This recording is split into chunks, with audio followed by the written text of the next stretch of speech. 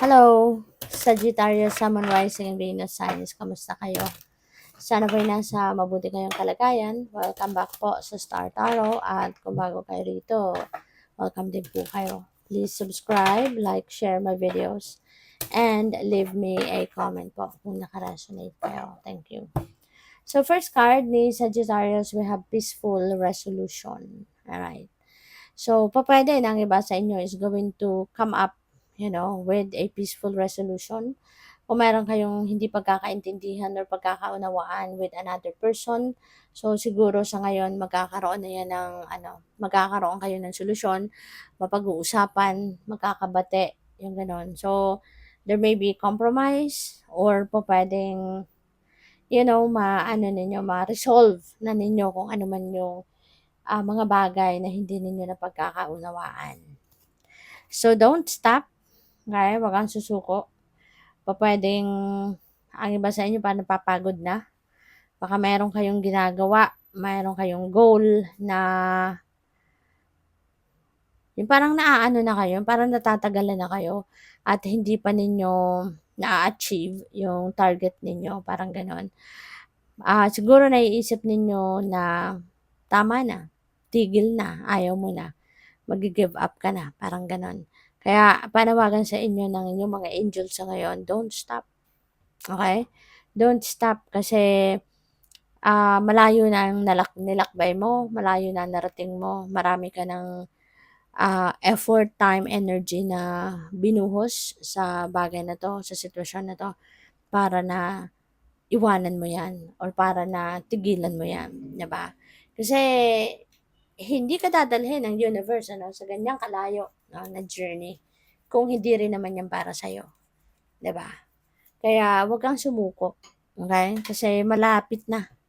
Malapit na yung mo. Parang in a way may assurance ito sa'yo na malapit mo nang makamit kung ano man ang mga bagay na to na gusto mong makamit.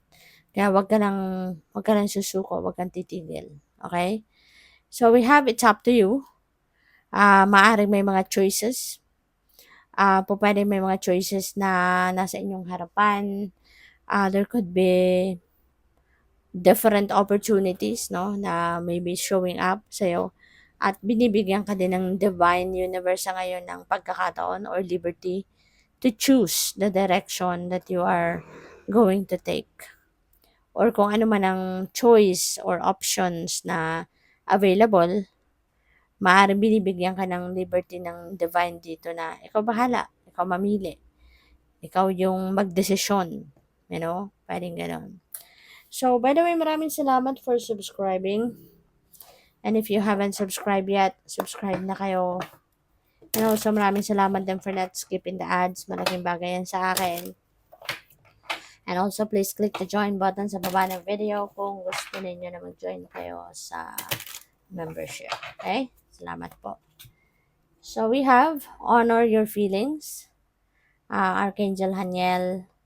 Sabi dito, thank you, Haniel, for supporting me as I honor my emotions. So, yun. Baka ang iba sa inyo, Sagittarius, parang siguro hindi ninyo ninanamnam or hindi ninyo feel yung emotions ninyo, yung feelings ninyo.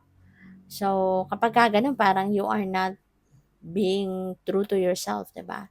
Kasi kahit nalulungkot ka, maybe you are pretending to be happy.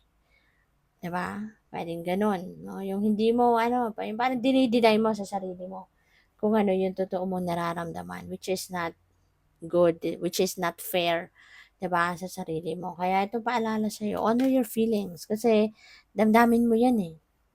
Diba? Walang dapat na sa'yo, control. Diba? Kung paano mo raramdamin yung nararamdaman mo. Kasi that is your own feelings. Kaya you'd rather honor your feelings. Kung malungkot ka, feel it. Masaya ka, feel it. Diba? Kasi damdamin mo yun eh. So what else? We have unconditional love. Wow. Sagittarius. This is Mama Mary. This is Divine Mother. Nagpaparamdam sa'yo. So, yun. Huwag kang mag-alala. Mother Mary, has a conditional love for you. Mahal ka niya. ginagabayan ka niya, tinutulungan ka niya, pinoprotektahan ka niya ng kanyang mahal na manto, 'di ba? Kaya maaari din ano na paalala ito sa inyo Sagittarius na naririnig niya yung inyong mga dasal. Pinapakinggan niya ang inyong mga dasal. Okay? Nagpaparamdam siya, nagsasabi siya sa iyo na mahal ka niya. Okay? Maari na ang iba sa inyo laging nagdadasal kay Mama Mary. O pwedeng you're praying the rosary devotedly every day siguro, every night. Or po pwede rin na kayo ay nagpa-pray ng novena sa kanya. Baka meron kang novena na yung bang daily prayer, no? Para sa kanya. Pwedeng ganun din. So we also have the inner voice. Thank you, angels, for guiding me through my inner voice. Ayan. So, paalala din to sa'yo, no? Na lagi kang ginagabayan, no? Ng mga angels mo, ng divine universe. 'Di ba? You're being guided. Lagi kang binubulungan, ano? Ng kung ano na ang dapat mong gawin. Ano ang best para sa'yo. Kaya make sure na you are listening to your inner voice. Make sure that you always listen to your intuition. Kasi diyan kadalasan pumapasok yung guidance sa'yo ng divine universe. Alright? So what else? We have spiritual gifts. Archangel Raziel. Thank you, Raziel, for helping me channel my gifts and talents. So yun, with the help of Archangel Raziel, you'll be able now to channel your gifts and talents.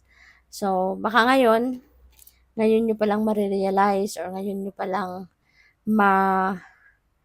mara-recognize, no? Na meron pala kayong talents, meron pala kayong spiritual gifts, mga ganon. Diba? With the help of Archangel Raziel, you'd be able to recognize that na meron kang ganyang gift. So, maaari, no, natutulungan ka din ni Archangel Raziel na gamitin, no, yung mga talents mo na yan, yung mga gifts mo na yan, para ma-carry out mo yung mission mo sa buhay, yung purpose mo sa buhay. So, we have inner power, the Divine Father. Wow, so nandito si Divine Mother, si Divine Father. So, this is Papa Jesus, no? This is being represented. This is being a reminder para sa inyo na nandito din, ano, si Papa Jesus. Divine Father, thank you for co-creating my world with me. So, this is nice. Kasi parang nare-recognize mo ang role, 'di ba, ni Papa Jesus sa buhay mo, 'di ba? Yung role ni God sa buhay mo. Na lahat, no, lahat ng nangyayari, lahat ng ginagawa mo, you are co-creating that with the universe, with the divine Father, 'di ba? So, kaya nga ano tayo co-creators, 'di ba? Ikaw at si Divine Father, you are co-creating your reality. Kaya nga hindi po pwede na nagdadasal tayo, humihingi tayo ng tulong sa Kanya. 'Di ba? God, help me with this and that. Tapos, wala na tayong ginagawa. Nag-iintay na lang tayo ng kung anong ibibigay sa atin ng universe, 'di ba? So, hindi po pwedeng ganon. Kasi, yung paghingi natin ng tulong sa divine, tulong. Ibig sabihin, meron din tayong gagawin. Meron din tayong parte. 'Di ba?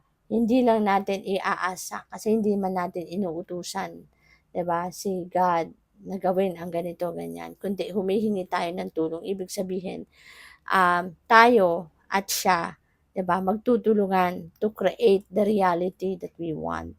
To create the reality na gusto natin na magkaroon tayo, hindi ba? Kaya, yung prayer dito, 'di ba? Thank you for co-creating my world with me. Kasi ibig sabihin, magtutulungan kayo. Kung ano man ang bagay na hinihingi mo sa Kanya, provided that it is part of His divine plan para sa iyo, then magtutulungan kayo para matupad yon, para ma-experience mo yon sa buhay mo. So, good luck. Thank you for watching Love and Light. Namaste.